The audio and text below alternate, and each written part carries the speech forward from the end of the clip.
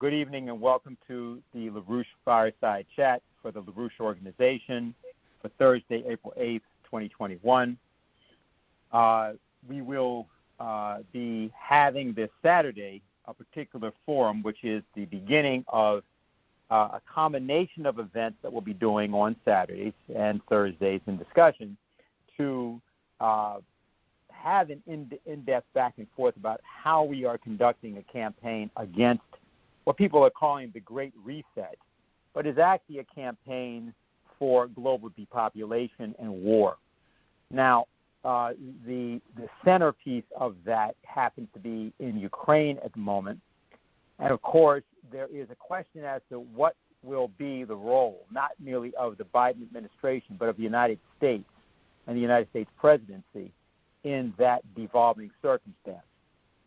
We won't go through details at the moment because the briefing we're about to give you, which will be comprehensive on the matters of confrontation, international confrontation, should be thought about from the standpoint or in the context of our deployment with the weapon that we have provided precisely for this occasion, which is the Crush the Green New Deal pamphlet that I believe many of you have received already and have begun to distribute. There may be some reports about that as we go into this evening, but the important conception here is that what's on the line globally at this point is the following.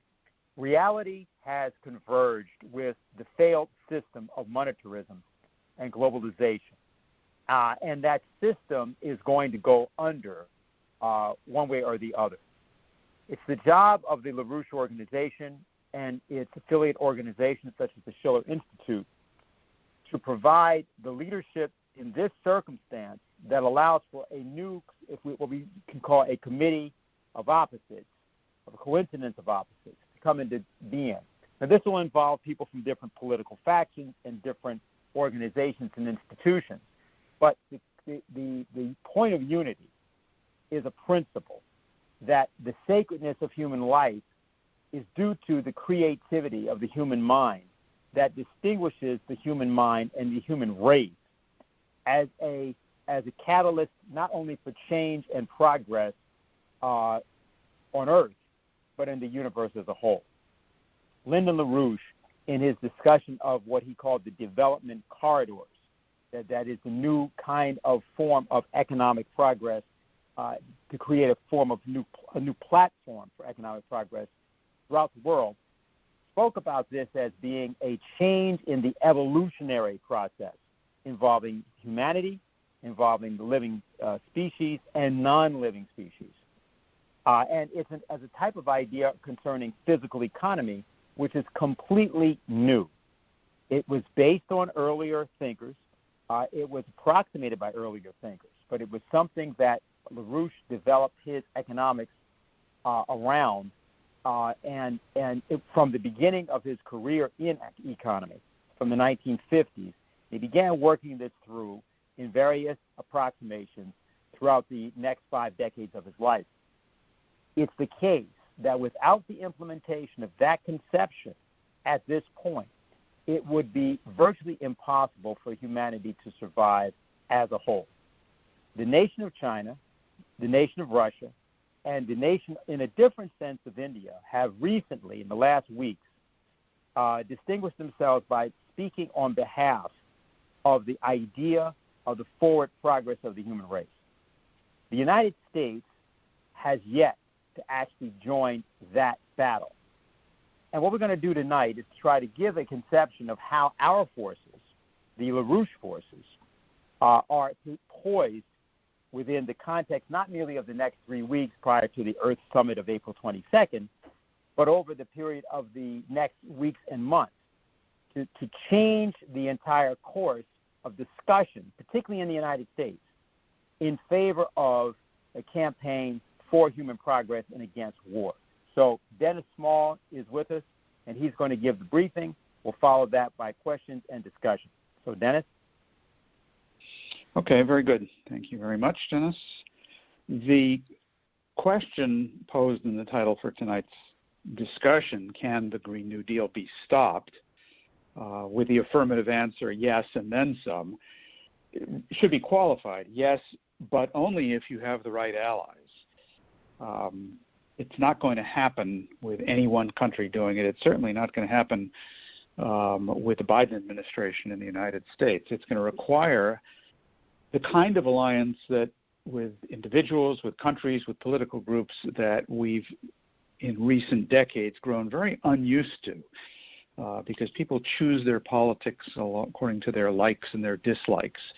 They're sort of the hot button issues. Does so-and-so agree with me on this? Does he disagree on that? Well, if he disagrees with me on that, there's no way I'm going to work with him on anything such as, for instance, saving the entire human race. It's sort of like, if your house is on fire, you're going to get help from your neighbor, whether he's a liberal and you're a conservative, or if he's a conservative and you're a liberal, or if you're black and he's white. You got to work together to put the fire out. So that's kind of a folksy image, perhaps, but that's really where we stand right now, because this Green New Deal, which the British Empire is in the process of implementing, this Malthusian genocidal policy of depopulation, with the Biden administration being its key instrument to bring this about, simply because Biden is so pliable, and they are putting together the kind of administration which will do the British bidding from A to Z. But the opposition is coming from other quarters right now, and it is very, very strong and rapidly growing. In fact, it's such that it's not impossible that this upcoming Earth Summit, so-called, or the Earth Day Summit, or the Green New Deal Summit this coming April 22nd and 23rd, which is intended to bring together 40 heads of state from around the world, including Russia, China, India, and others, could in fact be transformed, because things are moving that quickly, into a situation where, at the initiative of perhaps the Russians, the Chinese, the Indians, and so on the sidelines of that summit, even though it's a virtual summit, we will just say that it has sidelines, you could actually initiate a discussion of the four powers to pull the planet back from the brink, the four powers that LaRouche identified, which is those three I just mentioned, Russia, China, and India, and the United States, because reality is making itself felt so forcefully at the moment. Now, I think exemplary of the kind of opposition which we're beginning to see from some quarters, and which most Americans haven't been informed about and probably don't know about, which you do if you were an assiduous reader of the EIR alert service, which you definitely should be, because in today's issue of the alert service, we have a report on a very forceful statement made by India's energy minister, or power and energy minister, Raj Kumar Singh. And he was speaking in the context of the March 31st IEA conference, and he said he got very, very angry about what the significance was of the policy of net zero carbon emissions, i.e. zero development, means for the third world. And he wasn't even talking about his own country, India. He said, we'll somehow manage to get investment. Mind you, this is a country of 1.3, 1.4 billion people, which still has the single largest number of poor people on the planet. Not by percentage, there are others that are worse for sure, but in terms of absolute numbers. And yet this minister said, listen, we'll do all right, we'll manage, but you have to think of the whole continent of Africa. This whole idea of net zero carbon emissions is pie in the sky. It's not going to work. You have 800 million people in Africa who do not have access to electricity. It's not about us, meaning India. We will achieve whatever has to be achieved because we get investments. But it is about those countries. They have to develop. That development will require more steel in huge quantities. That development will require more cement in huge quantities. They also want to build skyscrapers. They also want a high standard of living for their people, and you can't stop it. And then he got really worked up, and he was kind of banging the table. The moderator was trying to stop him because they didn't want to hear what he had to say. And he just said, you have to give space to those countries. You have to give them space to develop. You need to understand this. They will make more steel. They will make more plastics. They will make more cement. And all of that is made with carbon. So this is a major player. India is a major player. There's a faction fight going on in India, so who knows how it's going to come out exactly. But I think the tone and the tenor of this is what really needs to be understood. There is a growingly vocal, deep opposition to policies that are being recognized as genocidal, exactly what we say in the LaRouche Organization pamphlet on crushing Wall Street's Green New Deal, that's what the purpose of this is. It will be genocidal if we allow it to be implemented. And this reality, which is coming into clearer focus for many countries and many people, that would be India, it would be China. China may talk the talk, but they're not going to walk the walk, like they say. They're not stopping their development, and they're helping Africa develop and other places develop. They're giving lip service to net zero carbon emissions, which I don't think they should, but they're not implementing that as economic policy. But you have this locomotive of reality bearing down on the countries around the world, and it's unavoidable. You have an economic crash. You have massive world unemployment of about 45-46% in real terms, i.e. people who don't actually produce anything productive, LaRouche's terms of unemployment. You have a pandemic that is not under control, especially if we continue to approach this as something that we can solve in our house and to hell with the fact that the neighbor's house is burning down. Pretty stupid. We have the reality of wars, as Dennis was just mentioning, which are driven by these economic breakdown conditions, and especially the situation in Ukraine, which has really reached an extremely dangerous point. So you have all of this going on where reality for each of these countries, they're in a life and death situation. There's no room for fooling around. And what do you have coming out of the British and out of the Biden administration? Fairy dust. I mean, they're thinking they can solve problems by sprinkling fairy dust around. The IMF just came out with a report, the same report that talked about how there's over 100 million new poor people in the world this year, that real incomes have dropped by 20% this year because of the pandemic. The same report says, but the U.S. economy is booming, and we're about to overtake China as the engine of economic growth for the world, which is just a plain lie, and everybody knows that it's a lie. The Economist magazine tries to sprinkle the same type of fairy dust, and so on and so forth.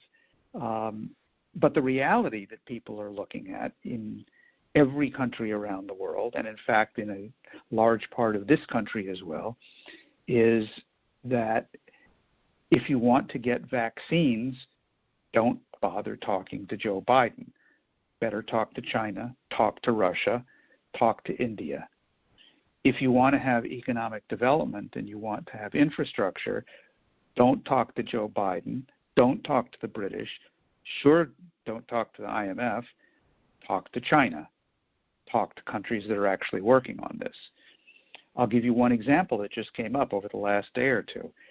Our closest neighbor, Mexico, who are not really in a position to go to great lengths of provoking politicians in Washington, given how close and how dependent they are to the United States. But nonetheless, the president of Mexico, Andrés Manuel López Obrador, who is thinking in terms of acting on the world stage, that is to say, taking strategic responsibility in many areas, he has just announced that he is sending his foreign minister, Marcelo Ebrard, on a trip to 4 countries to desperately try to obtain vaccines against the COVID pandemic. Now, Mexico is facing the largest number of deaths in the world after the United States, and Brazil. 200,000 deaths in Mexico with a population which is, it's 120 million, 130 million. It's substantially smaller than the U.S.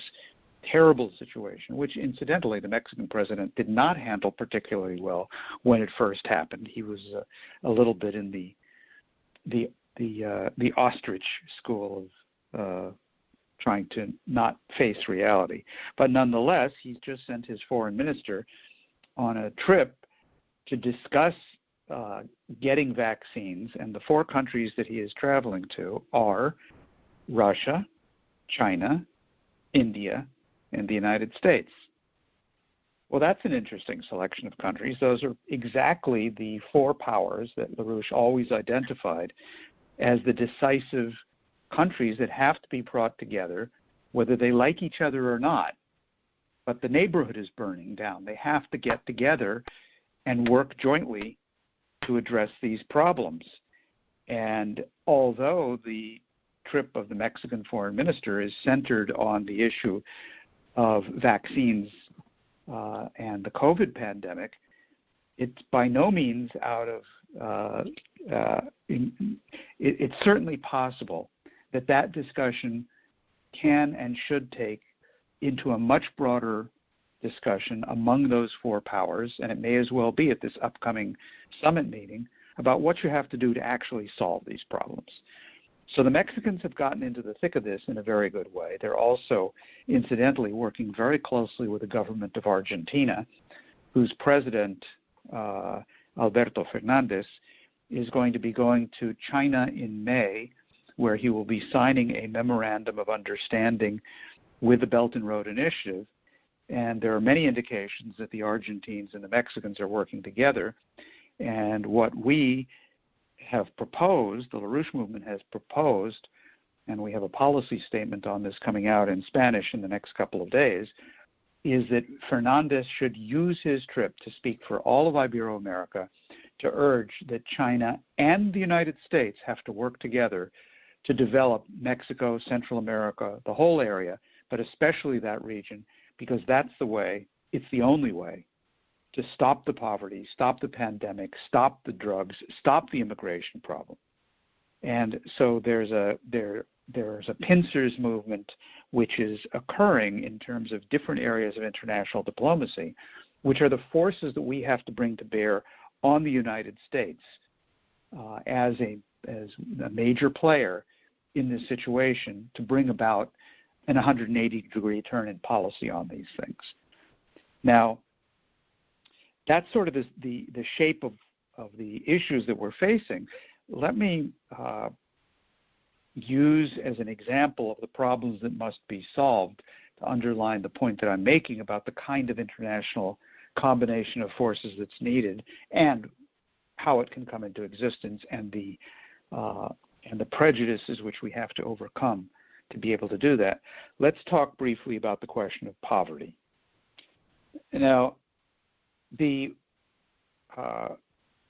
World Food Program and the Food and Agriculture Organization just put out a statement identifying the crisis in the Democratic Republic of Congo on the food front as perhaps the most alarming in the entire world. Congo has a population of 87 million people. About 70% of them are suffering extreme poverty. That's 60 million people. That's the 3rd largest absolute number of poor people in the world, after India and Nigeria. Of those 60 million poor people, 27 million are in acute hunger, in an acute crisis, and 7 million of them are under conditions of what are referred to as emergency, meaning they are a day or a few days away from actual starvation. That includes 3.3 million children. And the statement put out by the World Food Program and the FAO was the following: this makes the Central African country home to the highest number of people in urgent need of food security assistance in the world. This country should be able to feed its population and export a surplus, but They've been destroyed and ravaged by war. You have a situation where you have huge numbers of displaced people in the country because of the wars that have been induced in that region. You have people driven away from areas because of the war, and when they come back, you have a situation where their villages have been burned, their crops have been burnt. There's nothing there for them. Now, the country with the highest percentage of poor people in the world today is not in Africa. It's Syria, where 90% of the population are considered poor. Syria, 20 years ago, was a prospering country. It wasn't wealthy, but it was doing very, very well until the British-inspired Bush-Obama wars in the region led to total devastation in the country. That is a country which has also been hit very, very hard by war. And, this is how these wars work. The depopulation wars, the policy of intentional depopulation, it's not simply a question of how many people can be killed in a war. That's bad. It's terrible, given that these things are triggered deliberately to make entire regions uninhabitable.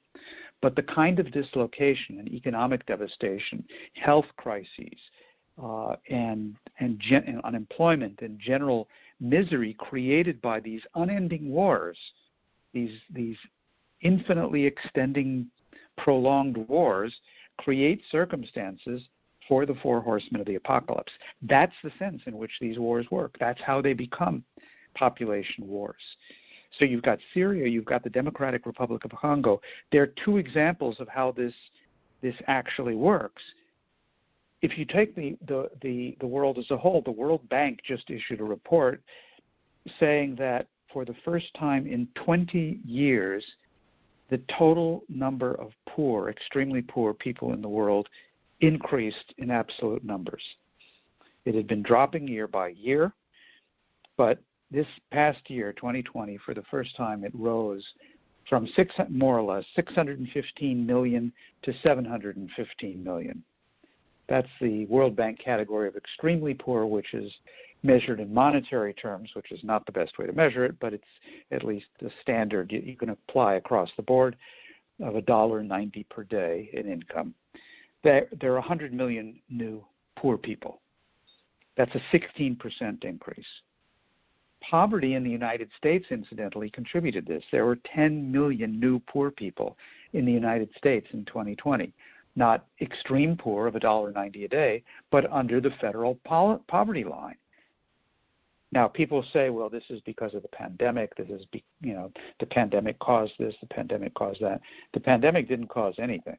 Yeah, it caused a lot of debt, it caused a lot of problems. But the cause of the problem is the economic destruction for 50 years with policies that LaRouche constantly attacked, which have produced these conditions of intentional Malthusian depopulation and produced inclusively the pandemic. The pandemic is an effect of the bad policy. And if you're going to turn this around, you have to change that policy. You have to turn that around completely. Now, during this period, this year, when the world's number of poor people rose by 100 million, China completely eliminated extreme poverty. The last 30 million people were pulled out of poverty. There are currently 0 extremely poor people in China. And, I was just reading through a new report which was issued by the Chinese government just a few days ago called Poverty Alleviation, China's Experience and Contribution, which, if you read this, this could have been written by not just the Chinese, but it could have been written by perhaps what Franklin Roosevelt did with the TVA. Many other countries could write something like this, except the Chinese are the ones who accomplish this. Here's what they say. Just read you one or two quotes. They say, poverty is not predestined, nor is it unconquerable. China's experience in poverty alleviation indicates that courage, vision, sense of responsibility, and the eagerness to take on challenges are the most essential. With strong will and determination, as well as practical action, one can make steady progress towards overcoming poverty and realizing common prosperity. And then it goes into, it's a 40-page report, which may very well be the single most read study and report around the world of the last 6 months, because there is not a country in the world where there is poverty that isn't studying this, because, in public, governments and political forces may feel that it's proper and politically correct to criticize the Chinese and repeat the lies in the media about the Uyghurs and this, that, and the other. But in private, everybody knows damned well what the Chinese have done. And they're looking to this model, and they want to know how the Chinese did it, and they want to see what the lessons are for their country as well, on this, on the pandemic, on many things. Now, in the course of the discussion in this document, it's really very interesting, because they say, well, the way we have thought about this is based on the 2 assurances and 3 guarantees. Now, this is sort of typical of the way the Chinese formulate their policies. They've got these, phrases which are they're not catchwords. They're meant to indicate a policy. But I was wondering, what in the world are the 2 assurances and the 3 guarantees? Well, listen to what they mean by this. The 2 assurances are, one, that there has to be, they have to guarantee adequate food for the entire population so that they eat well. That is one of the assurances. And the second assurance is that there has to be clothing. They say this refers to assurances of adequate food and clothing, and then the 3 guarantees are access to compulsory education, basic medical services, and safe housing for impoverished rural residents. So what the Chinese are doing with their anti-poverty effort, they're looking at monetary measures. They're looking at, the World Bank is looking at that and so on. They're looking at income and so on. But far more significantly, they have established certain basic physical economic parameters, just the way LaRouche built the science of physical economy on the shoulders of Leibniz and Hamilton. The Chinese are looking at their economy that way. They are measuring their achievements based on what they have done on the 2 assurances, food and clothing, and the 3 guarantees, education, medical attention, and housing. And then they go on to explain that crucial to achieving all of this is infrastructure development, including roads, railroads, water systems, and emphatically the scientific advances in the realm of space in particular. Now, they go through and they document what they have done. It's not just that they've gotten the numbers down on poverty, but what they have done with income, what they've done with food, with clothing. There is compulsory 9 years of education for all Chinese. I guess that's proof of how little freedom and liberty there is, right? They force people to go to school. Of course, there's compulsory education in this school, too. But 9 years of compulsory education, and 95% of those registered, which is everybody, actually complete the course of studies. Medical insurance, 99.9% of the poor population have medical insurance. So, and imagine that, they did it without Obamacare. So this gives you some flavor of the way that the Chinese are approaching this. I want to end on this topic of science, because none of this works unless there is a total shift, a radical shift in the platform of the economy that takes it out of the domain that we've been in for 50 years of Malthusian depopulation, deindustrialization, and so on, and upshifts the technological mode, especially the energy mode, into nuclear energy and fusion power in particular. If we downshift to solar and to wind, it's scientifically absurd. It is imbecilic from the standpoint of energy flux density. These are not renewable energy sources. They're interruptible energy sources, like on a cloudy day when there's no wind. And the only thing that you will do by returning the technological level to the medieval times is you will drive the population back to the population level of medieval times and worse. in a downward spiral. So you are talking about the utopian dream of Bertrand Russell and Prince Philip and Malthus of reducing the world's population to 1 billion people. That's what actually is at issue here. So I really think that rather than having Earth Day and a summit to discuss how we will go about returning to the Middle Ages, we should instead say, forget Earth Day, let's have Mars Day. Let's focus on becoming a society and a species dedicated to continuing development, especially focused around the scientific platform required to take the next steps out into space. And that must be done by building an alliance such as what LaRouche proposed of the United States, China, India, Russia, to bring about these accomplishments. We may like it, we may not like it, it's irrelevant. That's reality.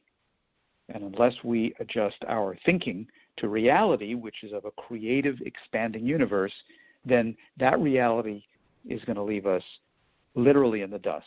The fairy dust, maybe, but it'll be dust nonetheless. So that's what I wanted to present for openers.